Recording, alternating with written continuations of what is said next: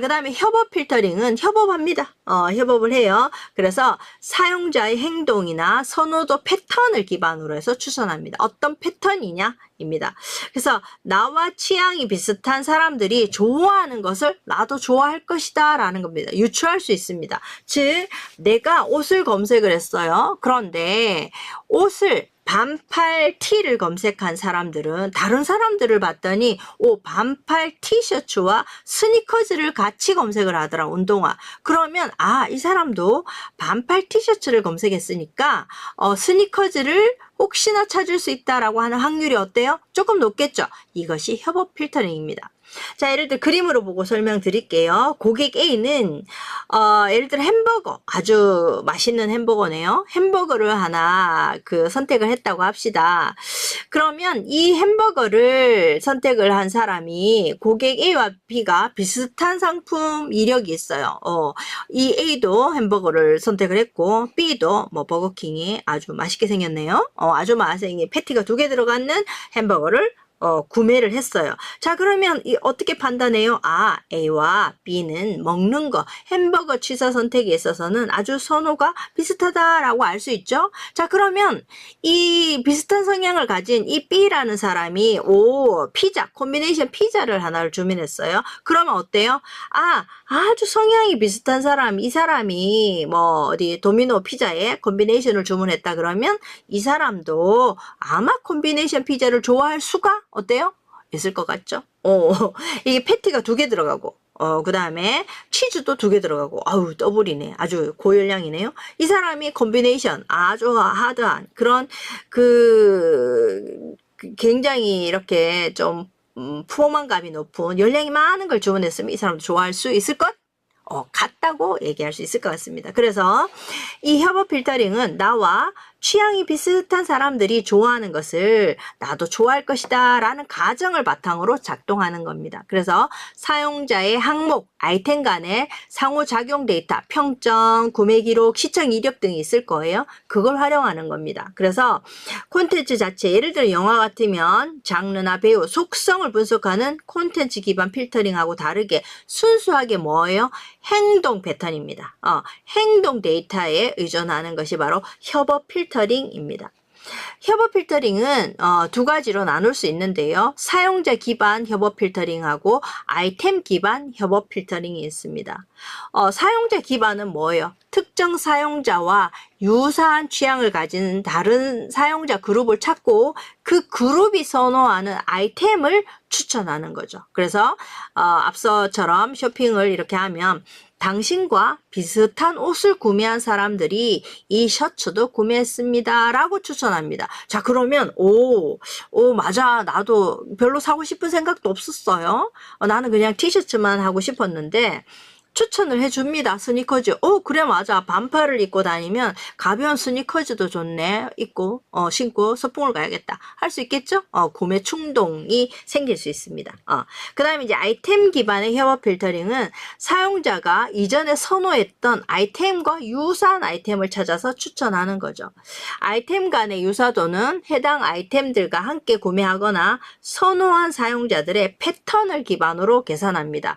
이제 이 옷을 본 사람들이 공통적으로 저 바지도 좋아했습니다. 아이템이죠, 아이템.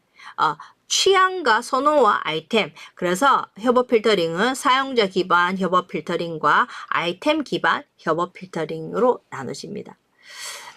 자, 그 다음에 협업 필터링은 또 한번 장점과 한계가 있을 겁니다. 볼게요.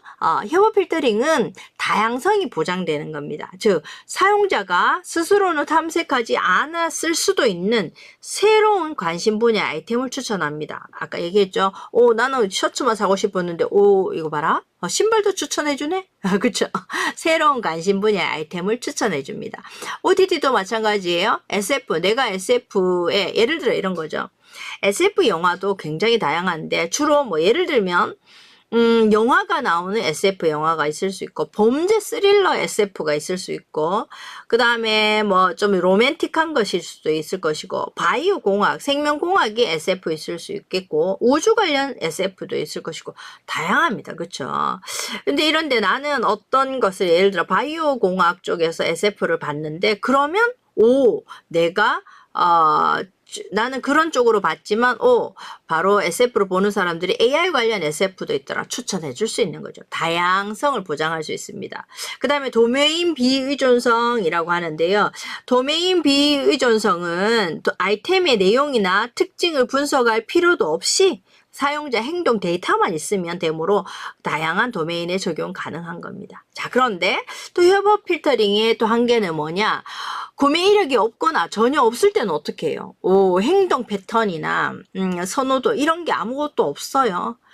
그러면 좀 어렵겠죠. 그래서 콜드 스타트 문제, 신규 사용자나 아이템 문제가 있을 수 있습니다. 그래서 시스템에 대한 상호작용이 전혀 기록이 없거나 신규 사용자나 신규 아이템은 좀 추천하기가 어렵다.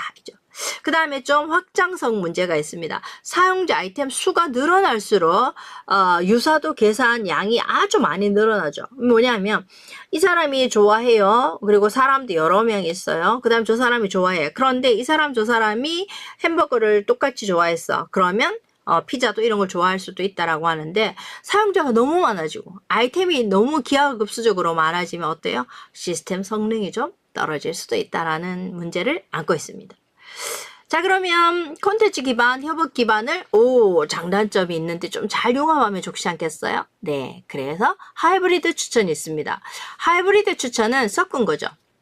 그래서 콘텐츠 기반 필터링과 협업 필터링의 장점을 결합해서 두 방식의 한계를 보완하고 성능을 극대화하는 겁니다. 여러분이 보고 계시는 넷플릭스, 아마존, 유튜브가 바로 이런 하이브리드 추천 방식입니다. 자, 여기 있는 거죠. 고객이 있어요. 관심 있어. 그런데 고객은 관심 있는 선호도가 있고 아이템이 있죠.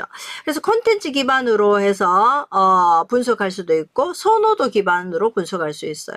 그러면 이 사람이 콘텐츠를 예를 들어 영화를 이런 콘텐츠를 봤다. 그러면 그거와 그 다음에 이 사람이 좋아하고 이 사람도 좋아했을 때 그 사람이 가진 선호도를 두 개 다 할 수 있겠죠. 아이템과 속성을 다 같이 믹싱하는 겁니다. 그쵸? 그래서 다 추천하는 거죠. 넷플릭스에 SF 영화를 쭉 봤어요. 그런데 어떻게 보다 보면 내가 관심도 없었던 걸 하나를 툭 추천해 줍니다. 그쵸? 이런 게 협업입니다. 그쵸? 협업 기반 필터링이에요. 그러면 내가 새로운 장르의 영화를 볼 수도 있는 거죠. 이게 바로 하이브리드 추천 방식의 추천 알고리즘입니다. 자, 이 하이브리드 추천은요, 바로 협업 필터링의 약점을 보완하죠. 협업 필터링의 가장 큰 문제가 뭐예요? 콜드 스타트라고 했습니다. 신규 아이템이나 사용자 추천이 어려울 때 이 콘텐츠 정보를 활용해서 해결할 수 있고, 그 다음에 콘텐츠 기반 필터링의 약점을 보완할 수 있습니다. 콘텐츠 기반의 필터링이 가지는 사용자 기존 취향에서 벗어나지 못한 한계, 과적함, 그리고 다른 사용자들의 패턴을 통해서 극복해내는 것이 바로 하이브리드 추천 알고리즘이죠. 이런 원리를 좀 이해하면 맞아. 과연 도대체 내가 좋아하는 거 어떻게 추천해 주는지 좀 알 수 있겠죠. 자, 그 다음에 나를 잘하는 게 뭐예요? 그 다음에 내 말에 귀 기울이는 AI입니다. 뭐예요? 스피커입니다. AI 기술을 사용해서 사용자에게 음성을 인식하고 다양한 서비스를 제공하는 스마트 기기가 바로 AI 스피커입니다. 자, AI 스피커는 내 말을 도대체 어떻게 이해해요? AI 스피커는 사용자의 경험을 개인화합니다. 그래서 자연어 처리, 자연어는 사용자가 사용하는 일반 언어입니다. 여러분, 제가 지금 자연어하고 있어요. 인간들이 사용하는 언어, 그게 자연어예요. 자연어 처리를 사용해서 사용자 명령을 해석하고 응답을 전달하거나 음악을 알아먹고 재생하고 스마트 홈 장치. 요즘 있죠. AI 스피커에서 보일러 온도를 올려줘. 에어컨을 켜줘. 에어컨을 몇 시에 꺼줘 됩니다. AI 스피커를 통해서 홈 장치 키의 제어부터 쿼리 응답. 미리 알림. 예를 들어 이거죠. 5분에 알림을 알려줘 할 수 있습니다. 알림 설정에 이르기까지 여러 작업을 하는 거죠. 그리고 이 AI 스피커는 클라우드 기반의 AI 플랫폼을 사용해서 사용자의 선호도와 음성 패턴에 대해서 이해합니다. 그래서 이런 거죠. AI 스피커는 어디에 사용해요? 사람들의 정서적, 심리적 치료에 활용이 됩니다. 내가 약간 우울하게 얘기를 하면 AI 스피커도 약간 우울한 톤으로 대답해 줄 수 있습니다. 그게 뭐예요? 공감이죠. 교감하는 겁니다. 그렇게 되는 거죠. 아마존 에코, AI 스피커는 아마존 에코, 구글 홈, 그 다음에 애플 홈패드, 그 다음에 우리나라 그 기업들도 통신사, SK의 누구, KT의 기가 지니야, 날씨 알려줘. 네이버의 클로바, 카카오의 미니 등이 있습니다. 자, 그럼 AI 스피커는 어떻게 동작될까요? 전체적으로 AI 스피커는 바로 3단계, 이렇게 크게 3개의 과정으로 우리 음성을 처리하는데요. 첫 번째는 음성 인식입니다. 그 다음에 두 번째는 자연어 이해입니다. 이해하고, 그 다음에 세 번째는 뭐냐? 대화의 흐름을 생각하는 거죠. 그래서 예를 들어서 오늘 날씨 어때? 라고 물었어. 오늘 날씨 어때? 그럼 음성을 인식합니다. 그러면 이게 자연어, 한글인지 영어인지 다르죠? 그래서 자연어를 이해하게 되는 겁니다. 그럼 자연어 이해에 기술이 사용이 되는 것이 바로 여기에 있는 여러 기술들인데요. 여기는 자연어 이해 기술들입니다. 그래서 이 문장을 구분해서 문장을 분해해서 구분을 하는 거죠. 그쵸? 이렇게 구분하고, 그 다음에 여기에 있는 대화 매니지먼트는 이 다이얼로그 상태를 추적하는 겁니다. 그래서 이 서버에서 우리가 말하는 것은 어떻게 이해를 하느냐, 여기에 있는 서버, 데이터베이스에 들어가 있는 내용으로 이해하죠. 예를 들어 에어컨을 켜줘 라고 하면 그 에어컨이 무엇인지 알아야 되는 거잖아요. 그쵸? 그 다음에 이것을 어떻게 해야 되는 정책입니다. 정책에 따라서 이 AI는 그것을 동작시키고 하게 되는 거죠. 그 다음에 바로 자연어, 그런 다음에 이제 답변을 해줍니다. 오늘 날씨 어때? 그럼 문맥을 이해하고 분석을 하고, 그 다음에 이것들을 데이터베이스에 있는 내용들로 이해를 한 다음에, 그 다음에 자연어 답변을 생성합니다. 아이고, 말이. 자연어 답변은 한국어는 한국어의 문법이 있죠. 영어는 문법이 있습니다. 다르죠. 주어, 동사, 목적어 다릅니다. 그쵸? 주어, 서술어 다릅니다. 이렇게 문장 구조가 다르죠. 그러면 그에 맞게 조립해서 알려주게 되는 겁니다. 그 다음에 음성을 합성해서 우리에게 오늘 날씨는 몇 도이고요. 이렇게 알려주게 되는 거죠. 이게 AI 스피커의 원리입니다. 자, 그럼 이 AI 스피커 우리가 원리를 알았으면 이거에 관련된 또 부과되는 문제점도 한번 볼 필요가 있겠죠? 옛말에 벽에도 귀가 있다라고 했습니다. 낱말은 새가 듣고 반말은 쥐가 듣는다. 이 AI 스피커는 우리 말을 잘 알아서 답만 주는 그런 기기이냐? 우리는 기술을, 이제 AI 리터러시는 기술을 잘 알고 비판적으로 사고하고 윤리적으로 어떤 문제가 있는지 알아야 되는 게 AI 리터러시죠. 자, AI 스피커 문제는 이런 것이 있습니다. 프라이버시 침해, 도청이죠. AI는 항상 내 말을 듣고 있습니다. 여러분, 내가 하고 있는 이런 말들을 모두 다 듣고 있죠. 그리고 이 듣고 있는 것들이 어디? AI 스피커 그 서버에 저장이 되는 겁니다. 그러면 저장되어 있는 그 데이터들을 어떻게 해요? AI 서버 그 회사에서는 알고 있는 거죠. 그래서 이제 처음에 이랬죠. 아마존 그 스피커에서도 처음에 인간들의 언어 이런 것들을 잘 알아서 즉각적인 답을 해주려면 어떤 말들을 해야 하는지 학습을 해야 될 필요가 있어요. 그래서 아마존에 있는 AI 스피커를 사용하라는 모든 데이터를 아마존에서 그것을 이용을 해서 분석을 해서 활용을 했습니다. 자, 그러면 그렇다 보니까 내가 하고 있는 말을 다 알고 있어요. 자, 이거를 조금 더 어떤 문제 사례와 얘기를 해보면 집에서 정말 중요한 기술적 이야기를 한다고 합시다. 이거는 예를 들어서 구글의 CEO 이런 사람들이 기술에 관련돼서 치명적인 기술에 대해서 얘기한다고 합시다. 누가 다 듣고 있어요? 도용할 수 있겠죠? 이런 프라이버시 침해입니다. 보안에 취약하다.